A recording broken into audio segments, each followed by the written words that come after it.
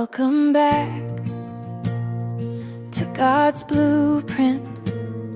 Last time we saw Abram rescue his nephew. Lot in an encounter, the mysterious Melchizedek. But today we're hitting the heart of the story. We're in Genesis chapter 15, a chapter so important that the entire New Testament theology of faith is built on it. Let's get into the blueprint.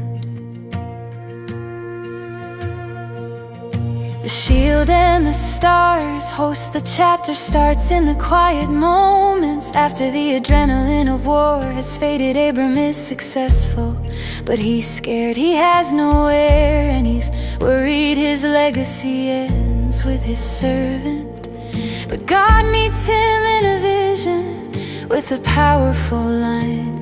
Do not be afraid, Abram, I am your shield, your very great reward. Abram is honest with God. He asks, what can you give me since I remain childless?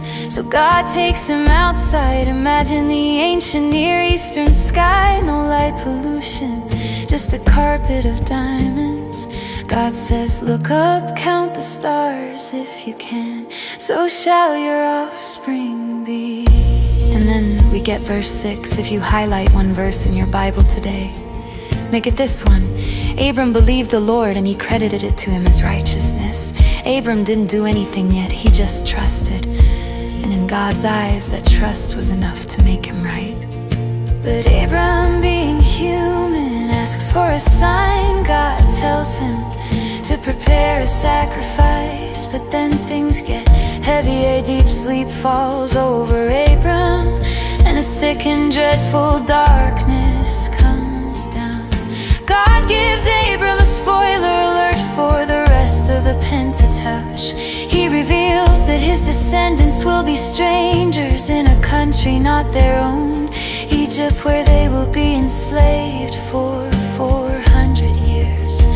But God promises justice. He says he will punish that nation and bring them out with great possessions.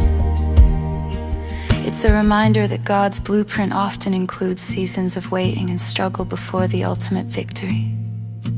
Now, let's talk about the weirdest part of the chapter.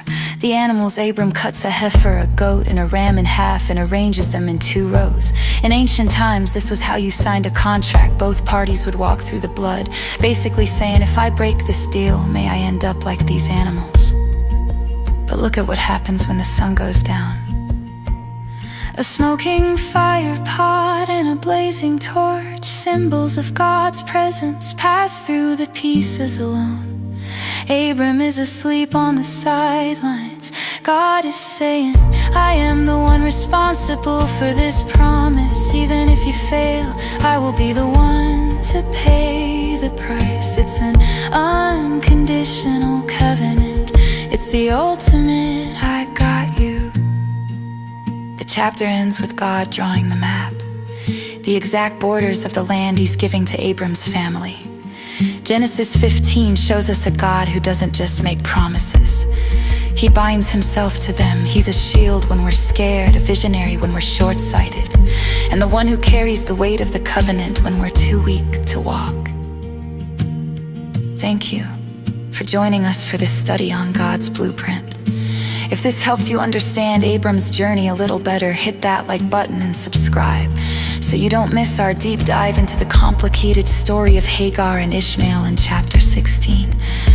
We'll see you in the next chapter as the story of faith continues to unfold.